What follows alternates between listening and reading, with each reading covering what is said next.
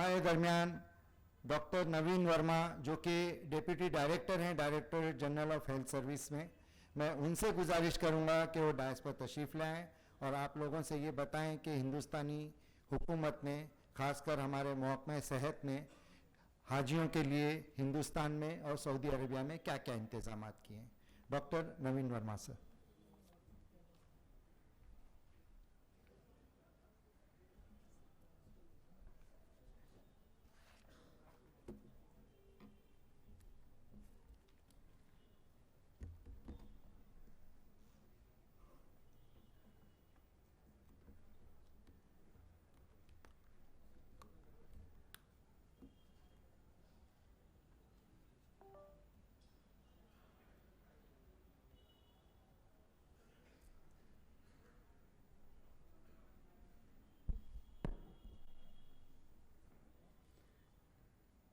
सभी को नमस्कार।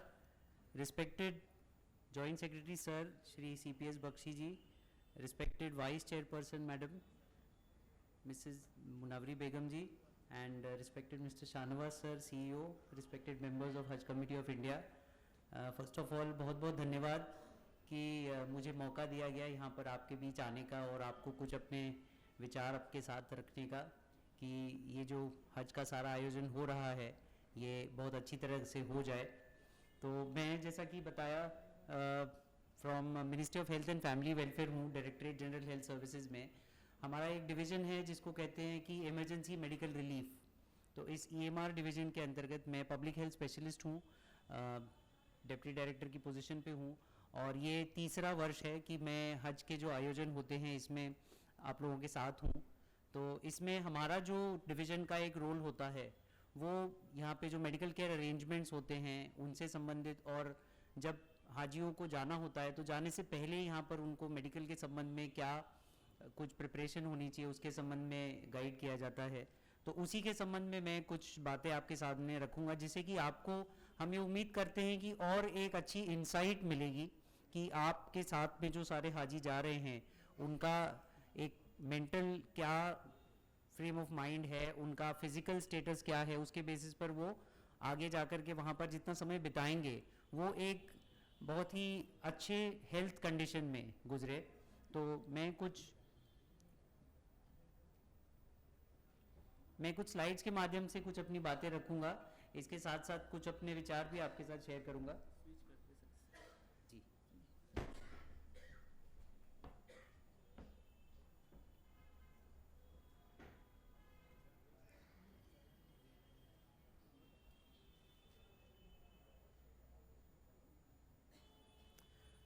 तो आपको पता होगा, लेकिन ये बहुत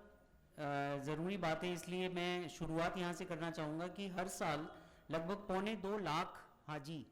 भारत से हज पर जाते हैं। तो ये एक बहुत बड़ी संख्या होने की वजह से हम लोगों को उनके स्वास्थ्य को ध्यान में रखते हुए यहाँ से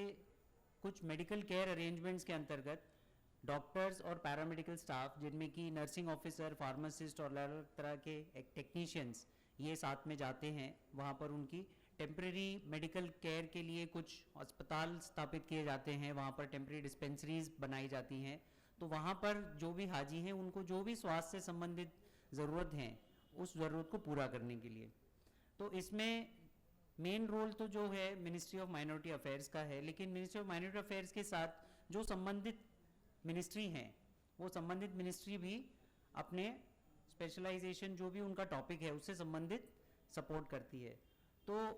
मिनिस्ट्री ऑफ हेल्थ के पास जो काम आता है उसमें इन डॉक्टर्स और पैरामेडिकल स्टाफ को सिलेक्ट करके वहाँ पर भेजने के संबंध में कुछ काम आता है, तो इसमें अपना हेल्प करते हैं। इसमें जो मेन फोकस होता है वो होता है कि जाने से पहले यहाँ पर मेडिकल सर्टिफिकेट उनका बनाया जाए, उनका एक प्री स्क्रीनिंग, यानी कि उनको पहले से कोई बीमारियां हैं कि नहीं, इस बात का ध्यान रखते हुए उनको वहाँ पर गाइड किया जाए कि जाने के बाद उनको किन बातों का ध्यान रखना है। इसके अलावा वहाँ पर जो भी इमरजेंसी रिस्पॉन्स होते हैं, यहाँ पर जो भी अरेंजमेंट्स होते हैं उसमें भी मिनिस्ट्री ऑफ हेल्थ के काफ़ी इनपुट्स होते हैं, जो कि मिनिस्ट्री ऑफ एक्सटर्नल अफेयर्स के साथ जो काउंसलेट जनरल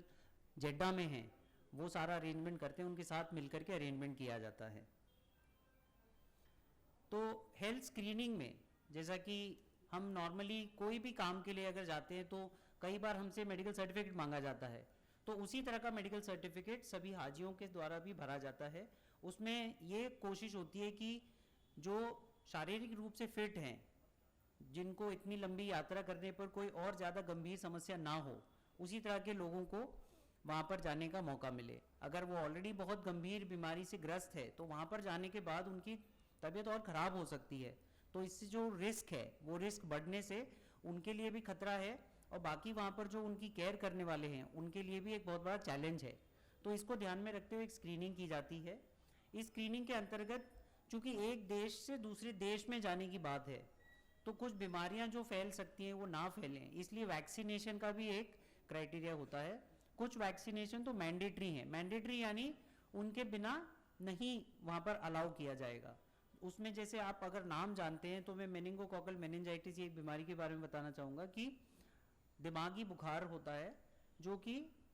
मैंडेटरी वैक्सीनेशन से बचाया जा सकता है, तो इसलिए मैंडेटरी ये एक वैक्सीन दिया जाता है। इसके अलावा कुछ वैक्सीन हैं, जैसे आप सब जान रहे हैं पिछले 5 सालों से कोविड का वैक्सीनेशन, ये जो भी सऊदी अरब की गाइडलाइंस है, सऊदी अरब अपने आप में एक देश है, उन्होंने जो भी गाइडलाइंस बनाई उन गाइडलाइंस को सभी देश के लोग जो वहाँ जाना चाहते हैं उनको फॉलो करना है। तो कोविड के वैक्सीनेशन, पोलियो के वैक्सीनेशन और कुछ हाई रिस्क इंडिविजुअल्स हैं जिनको फ्लू, आप जानते हैं फ्लू ये एक बहुत कॉमन श्वास में फैलने वाली बीमारी होती है, तो इससे बचाने के लिए वैक्सीन होता है। तो इस तरह के कुछ वैक्सीनेशंस कवर किए जाते हैं। तो इसके अलावा खाने पीने में या उनको नॉर्मल अपने शरीर का ध्यान रखने के लिए कुछ जो गाइडलाइंस होनी चाहिए, ये भी उनको एक बुकलेट के रूप में दी जाती है। उस बुकलेट में 1-2 पेजेस पे कुछ कॉमन उनको मैसेजेस गाइडलाइंस के तौर पे दिए जाते हैं, जिनका वो अगर ध्यान रखेंगे तो शारीरिक रूप से स्वस्थ रहेंगे। तो इस बात की कुछ ट्रेनिंग भी की जाती है। जो भी मेडिकल केयर के लिए डॉक्टर्स और पैरामेडिकल सिलेक्ट होते हैं उनको भी, बहुत से ऐसे होते हैं जो पहली बार जा रहे होते हैं, तो उनको भी खुद वहाँ के बारे में सब बताना, वहाँ की लाइसेंसिंग होती है ताकि वो वहाँ पे प्रैक्टिस करें इसकी, तो इन सब बातों की ट्रेनिंग में भी हम सहयोग करते हैं। आंकड़ों के बारे में बताऊं तो लगभग 350 की संख्या में डॉक्टर्स और पैरामेडिक्स वहाँ पर भेजे जाते हैं। इसका भी कुछ एक प्रोपोर्शन होता है जिसके अंतर्गत लगभग 150 डॉक्टर्स अलग अलग स्पेशलिटी के, आप जानते हैं कि ऑर्थोपेडिक्स डॉक्टर होते हैं, कोई लेडी स्पेशलिस्ट डॉक्टर होते हैं, कोई हार्ट के स्पेशलिस्ट होते हैं, तो जो करीब 12-15 ऐसी अलग अलग स्पेशलिटीज़ हैं जिनकी वहाँ पर ज़रूरत पड़ सकती है। इसके अलावा जनरल प्रैक्टिशनर, जो जनरल MBBS डॉक्टर्स हैं, इन सब का चयन करके लगभग 150 डॉक्टर्स और इनके साथ साथ सपोर्ट में नर्सिंग ऑफिसर, फार्मासिस्ट और एक्सरे टेक्नीशियन, ECG टेक्नीशियन, अलग अलग तरह के लेबोरेटरी टेक्नीशियन। वहाँ पे सिर्फ उनको दवाइयाँ नहीं दी जाती, उनका कुछ बेसिक जांच भी अगर होनी है, एक्सरे होना है, कुछ खून की जांचें होनी है जो कॉमन बीमारियों में बीमारी क्या है इसका पता लगाने में मदद करेगी, तो X ray technician, ECG technician, lab technician, इस तरह के भी बंदे भेजे जाते हैं। तो इसके लिए पिछले 2 सालों में मिनिस्ट्री ऑफ हेल्थ ने सभी के एप्लीकेशंस मंगा के एक प्रक्रिया करी थी, लेकिन इस बार जैसा कि सर ने कहा कि डिजिटलाइजेशन ये एक बहुत इंपॉर्टेंट हमारे हर काम के पहलू में जुड़ता जा रहा है, तो सिलेक्शन के प्रोसीजर में भी इस साल मिनिस्ट्री ऑफ हेल्थ के द्वारा NIC की मदद लेकर एक ऑनलाइन पोर्टल बना करके सिलेक्शन किया गया। तो उसमें भी हम उम्मीद कर रहे हैं कि और अच्छे जो लोग अच्छी भावना से वहाँ पर काम करेंगे और इंटेलेक्चुअली अपने जो फील्ड है उसमें एक्सपर्ट होंगे, इस तरह के लोग वहाँ पर काम करने में मदद करेंगे।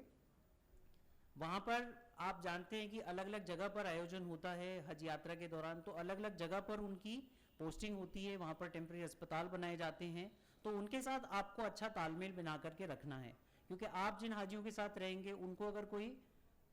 बीमारी है, उनको कोई दवाई की ज़रूरत है, तो वो आपसे भी ज़रूर हेल्प चाहेंगे कि आप उनको डिस्पेंसरी तक या अस्पताल तक कैसे जाते हैं उसके बारे में कुछ गाइड कर सकें। तो इसलिए आपको इन मेडिकल टीम्स के साथ अच्छा तालमेल बना करके रखना होगा। इसके अलावा वहाँ पे एम्बुलेंसेस की भी व्यवस्था होती है, जैसा सर ने बताया कि बसेस की व्यवस्था होती है, तो वैसे ही पेशेंट्स को ट्रांसपोर्ट करने के लिए कुछ एम्बुलेंसेस की व्यवस्था होती है, उसका अपना एक वहाँ पर कंट्रोल रूम बनता है जिससे सारे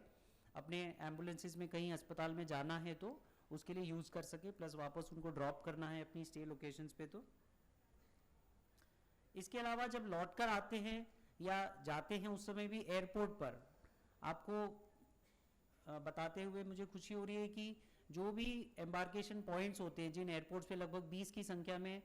ट्रैवलिंग करते हैं हाजी, उन सभी एयरपोर्ट्स पे एयरपोर्ट हेल्थ ऑर्गेनाइजेशन APHO के माध्यम से डॉक्टर्स और हेल्थ डेस्क्स वहाँ पर स्थापित किए जाते हैं कि जब वो यहाँ से जा रहे हैं, जब वापस लौट रहे हैं, तो एयरपोर्ट से ही उनको अगर किसी भी तरह की ज़रूरत है हेल्थ पॉइंट ऑफ व्यू से, तो उनको वहाँ पर हेल्प मिल सके। इसके अलावा ये सारी जानकारी वहाँ पर भी, जब कोई भी पेशेंट देखा जाता है, उनको दवाइयाँ दी जाती हैं, सारी जानकारी कंप्यूटर पे कोशिश की जाती है कि रिकॉर्ड की जाए। इससे हम लोगों को किस टाइप की बीमारियाँ हो रही है, उनके लिए किस टाइप की दवाइयाँ वहाँ पर भेजनी चाहिए, ये सारी बातों का एक डेटा जमा होता रहे और आने वाले सालों में इसको हम लोगों को यूज़ करके और अच्छे तरीके से ये आयोजन करने में मदद मिले। तो इसमें भी जैसे कि अलग अलग ऐप बताए गए हैं कि हज सुविधा ऐप है या पोर्टल पे जानकारी इकट्ठा की जा रही है, वैसे ही हेल्थ के लिए भी वहाँ पर जो डॉक्टर्स यूज़ करते हैं उसको कहा जाता है ई-हॉस्पिटल नाम का एक पोर्टल है, जिस पर कि सारे हाजी उनका डेटा, उनके पासपोर्ट से संबंधित, उनको पहले से जो बीमारियां हैं उससे संबंधित, वैक्सीनेशन हुआ है उसके संबंधित जानकारी उसमें कोशिश की जाती है कि अपडेट रहे, और जो ट्रीटमेंट वो वहाँ पर लेते हैं, क्योंकि एक दिन वो एक डिस्पेंसरी में जाएंगे, हो सकता है 8 दिन बाद दूसरी डिस्पेंसरी में जाएं, तो उनका जो हेल्थ स्टेटस है वो वहाँ पर कंटिन्यू अपडेट होता रहे और इसी तरह उनको बेस्ट मेडिकल ट्रीटमेंट वहाँ पर जो भी अवेलेबल हो वो मिल सके। इसके अलावा भी अगर बहुत ज़्यादा गंभीर तकलीफ होती है तो जो सऊदी के अस्पताल हैं वहाँ पर भी उनको